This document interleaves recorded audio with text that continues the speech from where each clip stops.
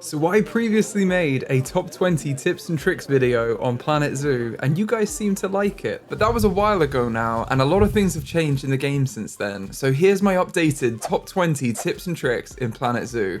I'm going to split these tips into 5 tips on making money in the game, 5 tips on educating your guests, and 10 design tips I always think about when I'm making my own zoos. And thank you to NordVPN for sponsoring this video and for giving me a link that will get you guys a great deal on a NordVPN subscription, but I'll talk more about that later in the video. So first up, money. Having too many staff can cause serious money problems for your zoo, as some of your staff cost hefty annual salary payments. Although, I'd be concerned if that was my annual salary after so many years of medical school. Maybe look out for unions too. At the start of the game, you only need 1 keeper, 1 vet, and 1 mechanic. You don't need a security guard or an educator, and you only need a caretaker when you add food, drink, and toilet facilities. If you have too many staff in your zoo, I'd recommend firing them, and I'd also ensure your staff are well trained up, as even though better trained staff demand higher salaries, they have significantly improved outputs, which will stop you needing to hire more staff to manage the same workload. Habitat size and location is also very important in making money in Planet Zoo, and as much as I understand that we all want to make the habitats as big as possible, large habitats cost your zoo more money in land taxes, and they also reduce guest visibility of your animals, which makes them less likely to donate money to your zoo. One great new feature in Planet Zoo is the addition of viewing domes, which can be placed in the center of large habitats to reduce these visibility concerns. But I'd still recommend you don't go overboard on the size of your habitats unless you're familiar with the game and understand how you're going to counterbalance the land tax and visibility challenges. Equally, the location of the habitat is important, as the closer your habitat gates are to your keeper huts, the less walking your keepers will have to do, and so the more efficient they'll be, meaning you'll need to hire fewer keepers. Power costs are also another significant drain on your zoo's money if you're not careful, and at the start of the game you get 1 free power resource around the entrance of your zoo, so I'd recommend that you use this as much as possible and then try to group your other habitats around a few power sources rather than adding a new power source for each habitat. If you research more power options through the mechanic research in the workshop building, you'll unlock green energy alternatives to the transformer. These alternative power sources are more expensive to place initially, but they have no ongoing running costs, which makes them the much cheaper alternative in the long run. One of the biggest reasons that players struggle to keep their zoo's finances under control in Planet Zoo is that they have too many large carnivores early on in the game when they haven't set up the right amount of zoo infrastructure yet. These animals have huge feeding costs which can sink a small zoo, and are only worth the appeal that they bring to your zoo if you can effectively monetize the guests that come in. I'd recommend you stick to a few smaller animals that are more cost effective in their feeding cost to appeal ratio while your zoo becomes economically stable, and then introduce the big ticket animals later on when you can support them. Exhibit animals are great for this, as they have extremely low running costs and they can bring a lot of appeal to your zoo. And finally, monetizing your guests properly is crucial to sustaining your zoos economically in Planet Zoo. There are 3 main ways to do this: entrance tickets, guest facilities, and guest donations. Zoo ticket prices should be raised whenever you add new animals to your zoo,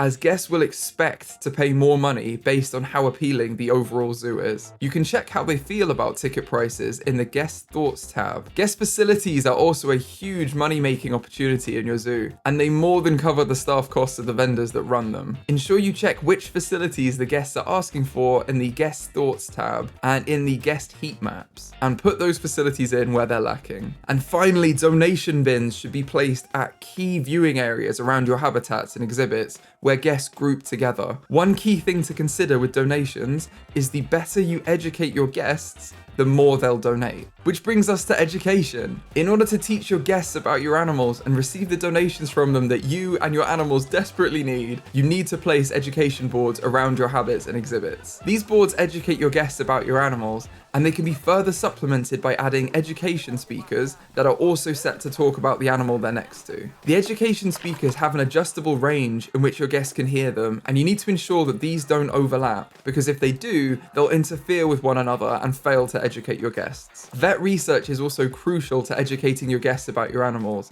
as when you complete vet research on your animals, you don't just unlock new enrichment and food options, you also unlock better education, which is automatically added to your boards and speakers. Conservation boards also provide general education on various animal crises around the world, and should be placed around your zoo to improve your general guest education coverage. If your guests have time to sit down and eat a burger, they have time to learn about deforestation. And if you have time to learn tips and tricks for Planet Zoo, you have time to learn how to protect yourself online, which leads us to the sponsor of this video, NordVPN. NordVPN provides a whole host of cybersecurity features for you, as well as acting as a VPN that will hide your IP and enable you to browse the internet more freely. I'm going to tell you about a few features that I think are most important to us as gamers. NordVPN's threat protection is so easy to use, and in just a few clicks, you can protect yourself from potentially harmful downloads, such as free games you've seen online, or maybe even mods for Planet Zoo. The threat protection will scan any files you download for malware and will block them before they infect your device. Another massive cybersecurity issue us gamers have is giveaways on YouTube, where scammers pretend to be the YouTuber that we trust and offer to give us free things by sending us links to fake websites where they try and steal our data. NordVPN's threat protection feature can recognize many malicious links and will warn us about the dangerous websites before we give information like our passwords away. Which leads us on to another cybersecurity issue, which I know I'm always guilty of, which is using the same password for everything. Now, NordVPN's NordPass technology is a password manager which will generate you strong passwords and secure them in a secure password vault,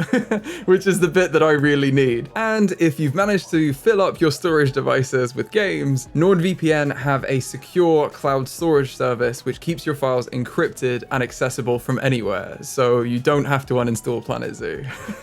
Now, if any of this sounds interesting to you, NordVPN have a special holiday deal on at the minute, where if you get a 2-year plan, you can get 4 bonus months for free if you use my link in the description. And if you're still not 100%, NordVPN have a 30-day money-back guarantee, so why not give it a go? Audio tours are another great way to provide general education about your animals in the zoo, and they're sold in the guest facilities called information centers. So make sure you have at least one information center in your zoo to enable guests to purchase these audio tours, as well as animal adoption pack. Educators are another great way to educate your guests and can be hired through the staff panel alongside your keepers and vets. These individuals can be assigned to education stands to provide your guests with education talks about your animals. You need to make sure that you monitor the timing of these talks to give your educators time between them to walk around your zoo and to take breaks in the staff building. I'd recommend that you leave a month between each talk. So if you have a talk in January, I wouldn't schedule another talk until March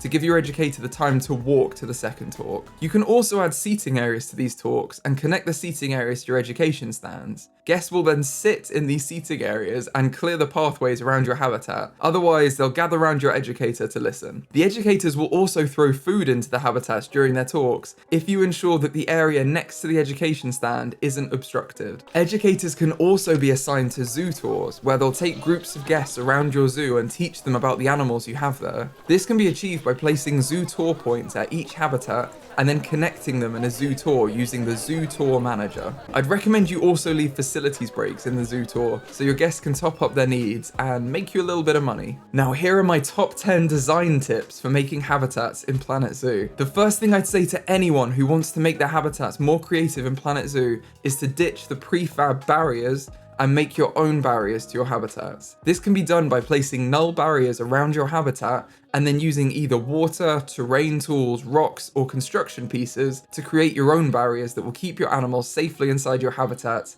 and give your guests a great view of them. If you decide to make your own barriers, make sure that you check the barrier restrictions of the animals in the Zoopedia before you create them, such as climbing restrictions or height restrictions, and note that water barriers will only work for animals that can't swim. Terrain barriers can be made by sinking the ground at the border of the habitat, and you can either make this deep enough that your animals can't scale or jump out of it, or you can add water to it so that they can't climb out. Just make sure that the water isn't filled to the top or your animals will simply swim out. This is done in real life zoos such as Artist Zoo in Amsterdam, and it creates the feeling that there's no barriers between the guests and the animals. One thing I love to do is to create a natural barrier with rocks on at least one side of the habitat, as I mentioned before, and then make part of the rock barrier into a waterfall feature. This is so easy to do if you have the Aquatic Pack DLC, as they provide beautiful pre-made waterfall pieces that can be easily slotted together to create some cool looking waterfalls. However, adding a lot of rocks and plants to your zoo could be very time consuming and a bit repetitive. My best tip to speed up this process is to create a small area of rocks and foliage that you're happy with, and then select all of it, duplicate it with Control D,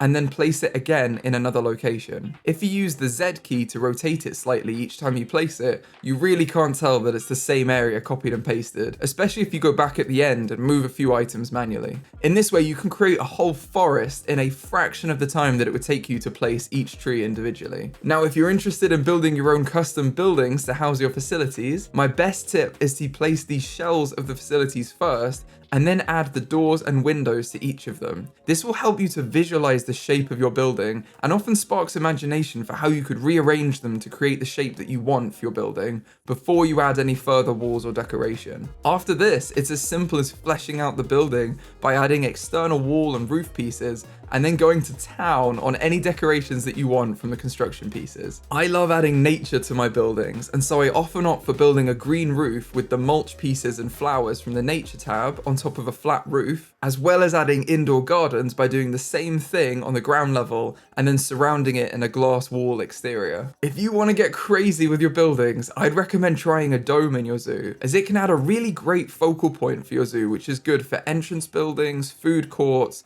or even within your habitats. Domes can create a unique piece of architecture which stands out in your zoo when you view it from the sky, so I'd highly recommend that you try creating one. I've made a 60-second tutorial on how you can make domes simply and easily in Planet Zoo, so follow the link in the description if that sounds interesting to you. Another tip is to create large pathing areas such as plazas and dedicated viewing areas over your habitats. This can be done by placing a path and then clicking the Align to Grid button.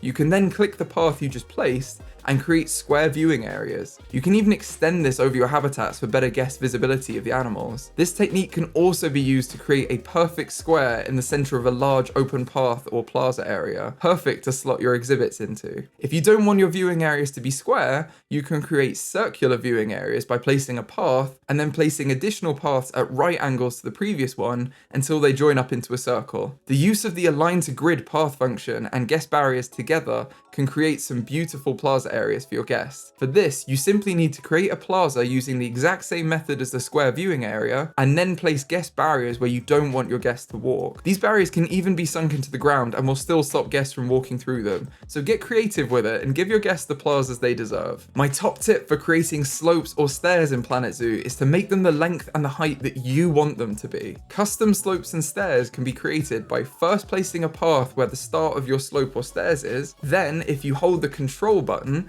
you'll notice that you're able to place the next path much more freely. You can find a distance from the original that you're happy with, and then hold down the shift key to raise or lower it. If you place the second path, you'll be able to link it to your original path and create a novel slope or staircase, which can add a lot of variety to your zoo, or simply help you grant access to an area which is proving difficult. I always use this trick in my zoos to create accessible ramps for less abled guests, as the standard slopes in the game seem very steep. So you can use this technique to create much more gradual ramps across your zoos. I'd also encourage you to get creative with your restaurants. Restaurants can be created by first placing the restaurant facility, which will give you a beautiful functioning kitchen. You can then choose what they'll be serving in the kitchen and how much it'll cost your guests. Your guests will enter your restaurant through this facility and will speak to your friendly staff who will direct them to this black void around the corner here. Now, if you place some tables and chairs and link them to your restaurant, your guests will be transported instantly from the black void into the tables and chairs. And the amazing thing about this is that the tables and chairs don't have to sit on a path, so you can create multi-story restaurants with guests eating on the top floors without any path connections to them. The color of these tables and chairs can also be customized, which adds a lot of variance into what you can create with them, so go wild. Now, one of my favorite ways to show off your animals that love to swim in their habitats is to use a path on one side of the habitat that slopes down below the ground level, and then placing a large glass wall on that side of the habitat. This enables your guests to see your animals above the water on one side of the habitat, and then walk to the other side of your habitat and be able to explore the underwater activities your animals are getting up to. And I wouldn't stop there. If you wanted to create a unique underwater experience for your guests, consider using the circular viewing areas I spoke about earlier and placing one inside the habitat before you add any water, then build around it with glass barriers and add the water back into the habitat, and now your guests can walk into the underwater area and feel like they're swimming with your animals. A big tip when making underwater habitats is to test the depth of the water area to ensure it's at least 4 meters deep so it can meet the deep water requirements of your animals and also enable your underwater feeders to work. This can be easily done by carving out the underwater area with the terrain stamp tool, or by using the construction pieces to measure how deep your existing water area is. I'd also do this to ensure that any underwater tunnels or obstacles you place in the habitat are at least 4 by 4 meters so your animals can swim through them. This is the size of a standard wall construction piece. So if you can fit one of these into your tunnel, then your animals will fit too. My final tip is something that is both a design tip and a general game tip for sparking creativity in the game. I'm the type of person who gets analysis paralysis whenever I have too many options to choose from, and I always find myself taking longer to choose the movie or TV show that I want to stream than I actually do watching it. I find the thing that sparks the most creativity for me when I'm building in Planet Zoo is to place restrictions on myself, which is what you'll see in my playthroughs on the channel, such as a zoo where everything needs to be eco-friendly and only contains endangered animals, or a zoo where everything is designed around the ethics of the animal's welfare and all the animals are from the grasslands biome. I find that if I place 1 or 2 restrictions on my zoo that influences the animals I have in it and the construction pieces I use, the decisions around what to make next and how to make it become much easier.